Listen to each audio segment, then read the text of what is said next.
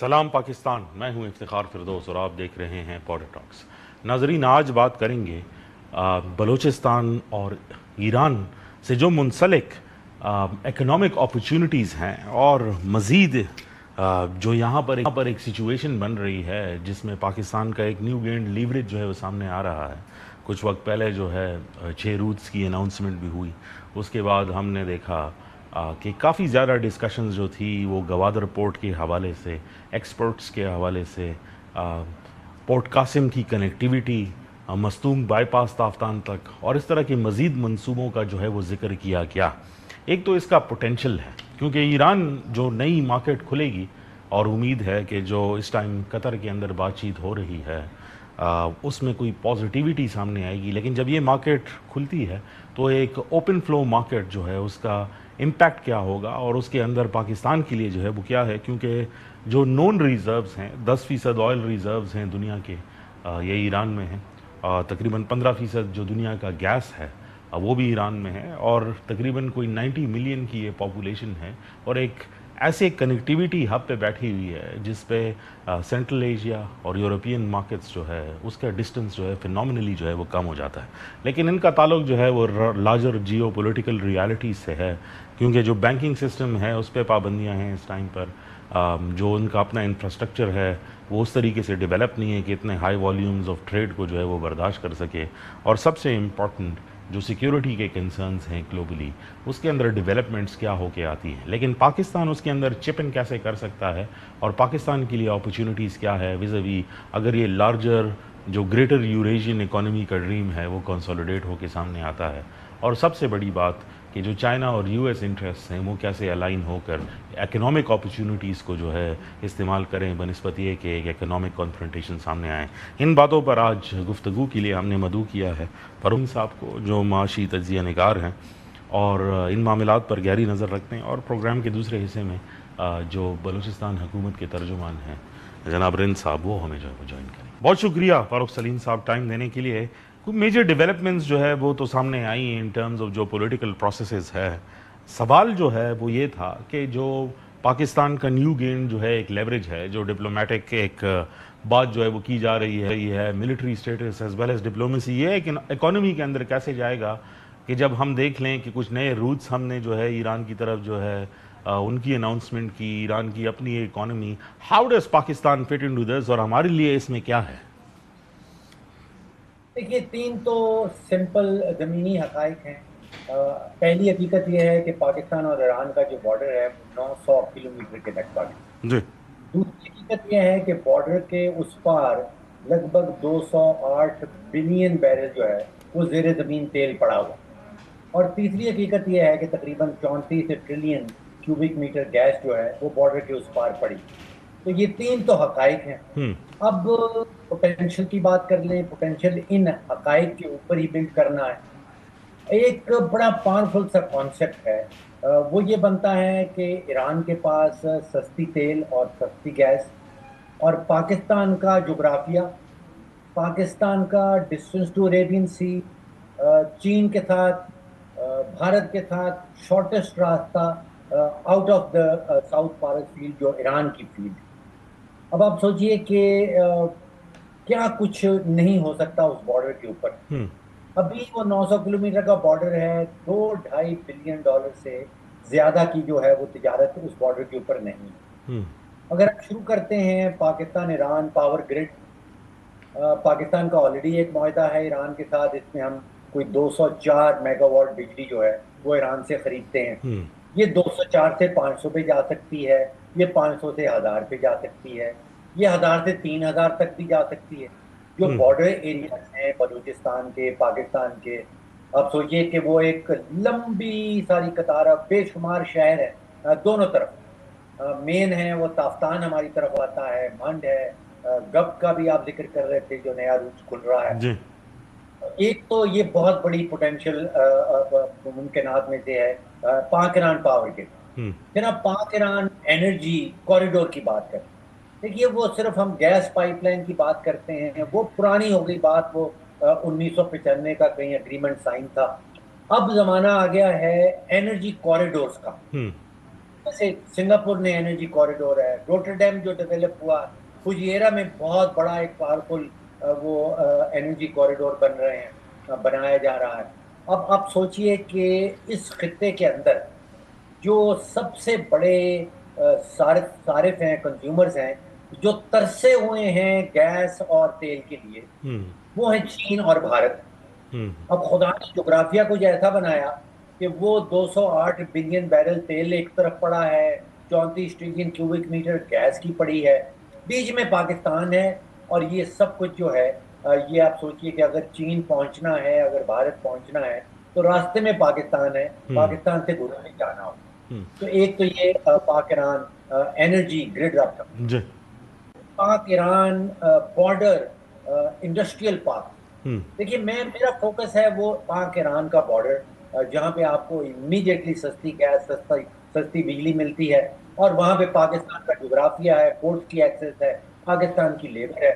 تو آپ سوچئے کہ انڈسٹریل پارکس وہاں پہ جو ہے وہ بنائے جا سکتے ہیں۔ پھر اگر بہت ہی لیٹسٹ جو معاملہ چل رہا ہے وہ بلو امونیا کا ہے، وہ گرین ہائیڈروجن کا ہے۔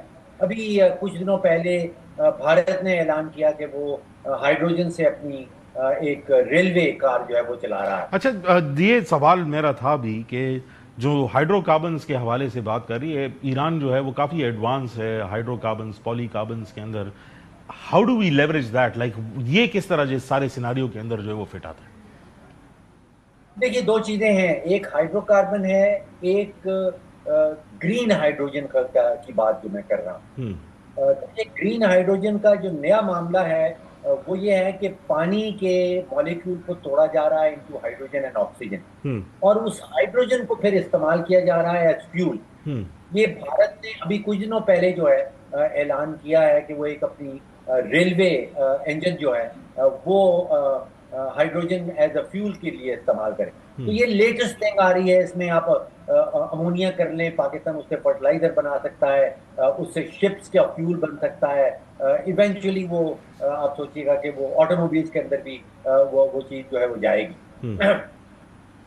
اب یہاں پہ پھر ایک پورٹ کی آپس میں شراکت داری ہو سکتی ہے، جو گوادر اور چابہار ہے ان کو ایز حریف نہیں سمجھا جائے، ان کو ایز اتحادی وہ جس کو کہتے ہیں۔ اچھا فاروق صاحب، سوال یہ ہے کہ ان دونوں کے درمیان میں اگر ہم موازنہ کریں تو ایک زمانے میں ایک ڈیبیٹ تھی کہ چابہار کی جو ڈیپتھ ہے وہ اس کے اوپر بڑے بحری جہاز نہیں ہے، وہ 34 میٹرز ہے، something like that. Do you remember that debate? جی میں اس لیے کہہ رہا ہوں کہ کچھ اسٹرینگتھ ہیں چابہار کی، بہت ساری اسٹرینگتھ ہیں گوادر کی۔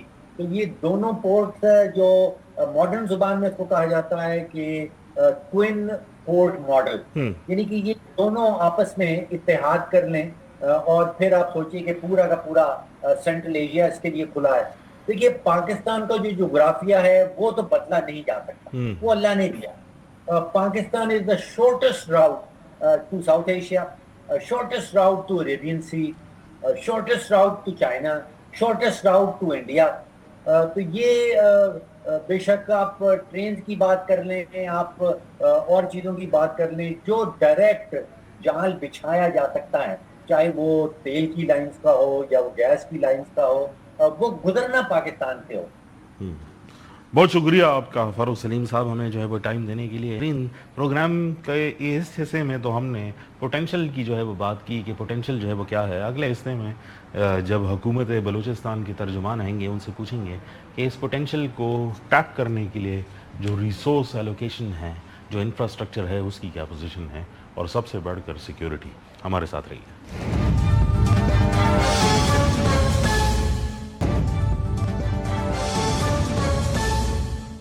ویلکم بیک ناظرین۔ جوائن کیا ہمیں شاہد رند صاحب نے، حکومت بلوچستان کو ریپرزینٹ کر رہے ہیں، اور ان سے مزید جو ہے وہ پوچھیں گے کہ جو پہلے سیکشن کے اندر ہم نے دیکھا کہ جو پوٹینشل ہے بلوچستان کے اندر اور پاکستان کے لیے ایک لارجر کنیکٹیوٹی ہب بننے کے لیے، اس کے اندر کرنٹ انفراسٹرکچر ڈیولپمنٹ جو ہے وہ کیا ہیں۔ بہت شکریہ شاہد صاحب ہمیں جوائن کرنے کے لیے۔ شاہد صاحب، سب سے پہلے تو جو سچویشن ہے بلوچستان کے اندر، just for the sake of clarity, کیونکہ بار بار ایسی رپورٹس جو ہے وہ آتی رہتی ہیں، سیکیورٹی کے مسائل ہیں، یہ ہے وہ ہے، اب ہم کس سٹیج پر ہیں؟ Are we ready to facilitate the world in opening up this economic zone? Iftikhar, first of all thank you for having me in your show. Iftikhar, میں پہلے دن سے ان مائی جرنلسٹک کیریئر اور اب ایک پولیٹیکل پوزیشن پہ گورنمنٹ کے ساتھ پہلے دن سے یہ کہتا آ رہا ہوں اور بڑی شدومت سے کہتا آ رہا ہوں کہ پاکستان کی جو اکانومی کا بیل آؤٹ پیکج کہہ لیں یا لائف لائن کہہ لیں, دیٹ از بلوچستان. چاہے وہ سی پیک کی صورت میں ہو, چاہے وہ بلوچستان کی مائنز اینڈ منرلز کے پوٹینشیل کی صورت میں ہو, اور سب سے بڑی جو ونڈو ان دنوں میں پاکستان کے لیے جیسے کہتے ہیں ایک ترقی کا نیا راستہ اور ایک نیا دروازہ field marshal chief of defence forces Syed Asim Munir نے کھولا ہے, جو رول انہوں نے پلے کیا ہے ایران اور امریکہ کے ڈائلاگ کے درمیان. افتخار, آپ اور میں as a student of journalism اور اسٹوڈنٹ آف پالیٹکس یہ جانتے ہیں کہ ایران گو کہ ہمارا ایک برادر اسلامی ملک رہا ہے, لیکن آئیڈیل ریلیشن شپس ماضی میں نہیں رہے. تو آپ سے آج سے 6 مہینے پہلے تو یہ کانسیپٹ ہی نان ایگزسٹنٹ تھا کہ نقشے کے اوپر کہ اس میں سے کوئی پوٹینشیل نکل آ سکتا بھی ہے کہ نہیں. دیکھیں, مطلب ایون جو ہمارا ریلیشن شپ تھا ایران کے ساتھ, اس میں ایک جو ہندوستان کا رول تھا, اس کے نتیجے میں ہم ایران گو کہ ہمارا برادر اسلامی ملک تھا, پڑوسی ملک تھا, لیکن کوئی آئیڈیل اگر ہم کہیں کہ ریلیشن شپ تھی وہ نہیں تھی. یہ کریڈٹ ہمیں دینا ہوگا پاکستان کی آرمڈ فورسز کے سربراہ فیلڈ مارشل سید عاصم منیر کو, کہ جو رول انہوں نے پچھلے چند مہینوں میں, جو ایران کا پہلا ایپیسوڈ تھا اور پھر اب جو یہ دوسرا ایپیسوڈ تھا امریکہ کے ساتھ جو ان کا اسٹینڈ آف تھا, اس میں جو رول انہوں نے پلے کیا, اس رول نے آپ کے ساتھ جو بھی ماضی کی جو بھی چیزیں ایران کے ساتھ تھیں وہ ساری ایک طرف ہو گئی ہیں. ایران کی عوام ہو, ایران کی حکومت ہو, اس کا پاکستان کے لیے ایک ڈیفرنٹ قسم کا جیسچر اب موجود ہے. تو لازمی سی بات ہے, جیسے میں نے آپ کو پہلے کہا کہ سی پیک گوادر کی صورت میں ہو, چابہار پورٹ کی صورت میں ہو, آنے والے دنوں میں جو ریجنل کنیکٹیوٹی ہے اس میں جو پاکستان اور ایران کا تعلق ہے وہ بہت میٹر کرے گا. تو افتخار, J1 سے یہ گورنمنٹ جب فارم ہوئی تو چیف منسٹر بلوچستان سرفراز بگٹی ایک چیز پہ بہت واضح تھے کہ ہمیں اسٹریٹجک جو ڈیولپمنٹ ہے, جو ہماری ڈیولپمنٹ کا پیراڈائم ہے, اس سے الگ رکھنا ہوگا. ہمیشہ انہوں نے فیڈرل گورنمنٹ سے یہی ریکویسٹ کی, جو بڑے منصوبے ہیں آن گوئنگ کے نام پر, ان کے لیے اگر کم ایلوکیشنز رکھی جاتی ہیں, اس ایلوکیشن پروجیکٹس بھلے ہمارے کم کرتے ہیں لیکن ان کی ایلوکیشن بڑھائیں تاکہ وہ ٹائملی کمپلیٹ ہو. اچھا شاہد صاحب, یہ تو آپ نے جو ہے وہ سوال کا جواب جو ہے وہ دے رہے ہیں کہ کام ہو رہا ہے, ذرا اس کا آرکیٹیکچر اگر ہم کراچی سے شروع کر کے تافتان تک جاتے ہیں, کون سے ایسے منصوبے ہیں جو اس روڈ ٹریفک کو, اس سارے انفراسٹرکچر کو جو ہے وہ سپورٹ کرے گا؟ دیکھیں, اس وقت جو صورتحال ہے اس صورتحال میں ہمارے سامنے, اگر آپ نے Taftan you have to come to Quetta and Quetta سے then آپ تفتان جائیں گے. لیکن اس وقت جو سب سے بڑی کنیکٹیوٹی کی جو روڈز ہیں جن کو ہم سوراب کے قریب سے یا آواران کے علاقوں سے گزار کے آواران جاؤ کا روڈ ہو, یا اس کے علاوہ کچھ ایسے روڈز ہیں جو نوکنڈی کو کنیکٹ کر سکتے ہیں ڈائریکٹ کراچی کے ساتھ, کوئی ایک ود ان دا جو سینٹر ایریا ہوگا اس کا, چاہے وہ بسیما کی صورت میں ہو, چاہے وہ کسی اور علاقے کی صورت میں ہو, وہ اس کے لیے ایک اکنامک ہب بن سکتا ہے. تو ایسے پروجیکٹس جو اسٹریٹجک لیول کے ہیں, ساؤتھ بلوچستان پیکج میں گورنمنٹ آف بلوچستان نے مکران کے علاقوں میں شروع کیے ہیں, اور جو فیڈرل گورنمنٹ کی کچھ اہم اسکیمات ہیں جن کو سی ایم صاحب بہت زیادہ ایمفسائز کر رہے ہیں, خاص کر جو نوکنڈی کا جو ہمارا مائنز اینڈ منرلز کا علاقہ ہے, اس علاقے کو جو ہے نا پورٹ سٹی گوادر اور پورٹ سٹی کراچی کے ساتھ کنیکٹ کرنے کے لیے جو روڈز ہمیں ریکوائرڈ ہیں, اس پر ہم اسٹریٹجک پروجیکٹس میں کام کر رہے ہیں. اس کے ساتھ ساتھ سب سے امپورٹنٹ چیز افتخار, دیکھیں سب سے بڑا جو اس وقت ہمارا چیلنج ہے وہ دہشت گردی ہے, اور جو دشمن ہے اسے یہ اندازہ ہے کہ جب یہ جو ونڈوز کھلیں گی اکانومی کی تو اس کے بعد پاکستان فلرش کرے گا. تو آپ دیکھ سکتے ہیں کہ اس وقت جو سب سے زیادہ دہشت گردی کی کوشش کی جا رہی ہے وہ رخشان ڈویژن کی طرف کی جا رہی ہے. ہمیں اس بات کا اندازہ تھا, اور آج سے چند مہینوں قبل گورنمنٹ آف پاکستان اور گورنمنٹ آف بلوچستان متفقہ طور پر یہ فیصلہ کر چکے ہیں کہ ایف سی ویسٹ جو ہے بلوچستان کا جو مائنز اینڈ منرلز کا ایریا ہے, خاص کر جو رخشان ڈویژن کا علاقہ ہے جہاں پر مائنز آف منرل کا سب سے زیادہ پوٹینشیل ہے, اس کے لیے الگ سے ایف سی ویسٹ ریز کی جا رہی ہے. اور اس کے علاوہ ایک دو چیزیں ایسی ہیں جو پروونشل گورنمنٹ اپنے لیول پہ کر رہی ہے, اور جس کا خاکہ ابتدائی دنوں میں چیف منسٹر بلوچستان سرفراز بگٹی نے تیار کیا تھا. اب وہ ہمیں امپلیمنٹیشن اسٹیج پہ جاتا ہوا نظر آئے گا, اور چند ہفتوں یا چند مہینوں بعد کچھ ایسے سرپرائزز بلوچستان گورنمنٹ دے گی جس پہ یہ سوال بعد میں آپ ہو سکتا ہے ممکن ہے کریں کہ کیا پروونشل گورنمنٹ نے یہ کیپیسٹی کب ڈیولپ کی. میں اس وقت اس کو ڈسکلوز نہیں کرنا چاہتا، لیکن میرے پاس یہ معلومات موجود ہے کہ وہ کیپیسٹی جو ہے بلوچستان میں لا اینڈ آرڈر کی سچویشن کو بہتر کرنے میں ہمیں بہت مدد دی. اچھا، کیبنٹ نے جو ہے وہ ایک ڈیسیجن جو ہے وہ دیا تھا جس کے اندر جو پروونشل کیپٹل بھی ہے، اس کا بھی جو ڈسٹریبیوشن ہے، جو لیجسلیٹو باؤنڈریز ہے، اس طرح رخشان ڈویژن کے اندر بھی ہم نے جو ہے وہ دیکھا کچھ اور ایریاز میں. اس کے بارے میں بتائیں، وہ بھی سیکیورٹی کنسرنس کی وجہ سے ہیں کہ نہیں، وہ ایڈمنسٹریٹو سیٹ اپ بیٹر کرنے کے لیے، کیونکہ مستونگ کو کلات سے نکالنے کے لیے جو ہے وہ کوئٹہ ڈویژن کا حصہ جو ہے وہ بنایا جا رہا تھا. اس کے علاوہ بھی کچھ اس میں تھا، اس کے بارے میں ذرا بتائیں. اچھا، دو چیزیں افتخار بہت امپورٹنٹ ہیں. میں دو ایگزامپلز آپ کو دوں گا. بلوچستان میں آپ کو بھی پتہ ہے طویل مسافتیں ہیں، اور لوگوں کو اپنے ڈویژنل ہیڈ کوارٹر تک آنے کے لیے ایسے بھی ضلع یا ایسے بھی علاقے تھے، ایک تحصیل سے اگر کسی نے اپنے ڈسٹرکٹ ہیڈ کوارٹر جانا ہے تو اس کے لیے اسے 18 گھنٹے ٹریول کرنا پڑتا تھا. اس کی مثال چھوٹی سی آپ کو دوں گا. جو بیکڑ کا رہائشی ہے، اگر اسے ڈسٹرکٹ ڈیرہ بگٹی کے جو اپنے ڈسٹرکٹ ہیڈ کوارٹر جانا ہے تو وہ پہلے بارکھان آتا تھا، بارکھان کے بعد ملتان جاتا تھا، ملتان کے بعد کشمور آتا تھا، اور پھر کشمور کے بعد ڈیرہ بگٹی جاتا تھا. تو یہ ایک نیڈ تھی کہ اس علاقے میں ایک نیا ڈویژن کوہ سلیمان ڈویژن کے نام سے بنایا گیا. سیم اسی طرح جب ہم کاؤنٹر ٹیررزم کو ایڈریس کر رہے تھے افتخار، تو دو چیزیں جو ہمیں سامنے آئی تھیں جو سب سے بڑی تھیں، اس کی مثال میں آپ کو اس طریقے سے دوں گا کہ ایک فورس لیویز ڈپٹی کمشنر کے ماتحت کام کرتی تھی، ایک فورس پولیس ایس پی کے ماتحت. کاؤنٹر ٹیررزم کے دوران ہمیں یہ ایشو آیا کہ who will lead, either FC will lead, either levies will lead, either police will lead. تو وہ جو ایک بلیم گیم کا سلسلہ ہوتا تھا، تو یہ ڈیسائیڈ ہوا کہ ون چین آف کمانڈ میں فورس ہوگی. لیویز اور پولیس کے الگ الگ سسٹمز نہیں چل سکتے، جس کے لیے لیویز کو پولیس میں مرج کیا گیا. اس پہ بہت کام ہو رہا ہے. اس کے ساتھ ساتھ ایک اور ایشو ہمیں سامنے آیا کہ مستونگ میں کسی بھی دہشت گردی کے واقعے کی صورت میں یا کسی بھی صورتحال میں، مستونگ چونکہ کلات ڈویژن کا حصہ تھا، اور کلات ڈویژن کا جو ڈویژنل ہیڈ کوارٹر تھا دیٹ واز خوزدار. تو خوزدار سے مستونگ ری انفورسمنٹ بھیجنے کا مطلب یہ تھا کہ 3 گھنٹے، اور کوئٹہ سے مستونگ ری انفورسمنٹ بھیجنے کا مطلب تھا 45 منٹ. تو یہ ڈیسائیڈ کیا گیا کہ یہ آسان ہے کہ اسے کوئٹہ کا حصہ، ڈویژن کا حصہ بنایا جائے، جہاں سے اسے بہت جلدی مدد فراہم کی جا سکتی ہے کسی بھی کرائسس کی صورت میں.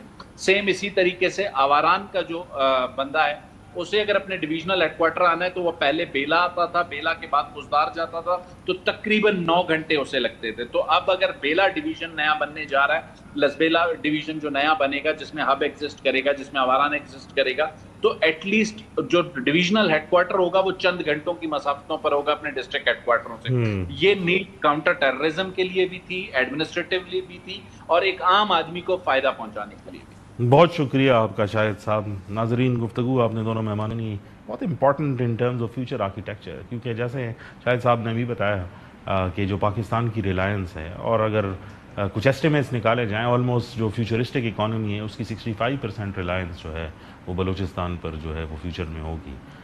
دو چیزیں امپورٹنٹ ہے کہ سیکیورٹی اور اکانومی دونوں ہاتھ ملا کر جو ہے وہ چلیں گے، اور دونوں میں ابھی تو ڈیولپمنٹس جو بتائی گئی ہیں آبویسلی وہ کافی انکریجنگ ہے، لیکن فیوچر آرکیٹیکچر کو امپوز کرنے کے لیے اور اس کو جینوئنلی رن کرنے کے لیے مزید کافی کوششوں کی ضرورت ہوگی. پروگرام میں گفتگو کا سلسلہ جاری رہے گا، دیکھتے رہیے گا بارڈر ٹاکس.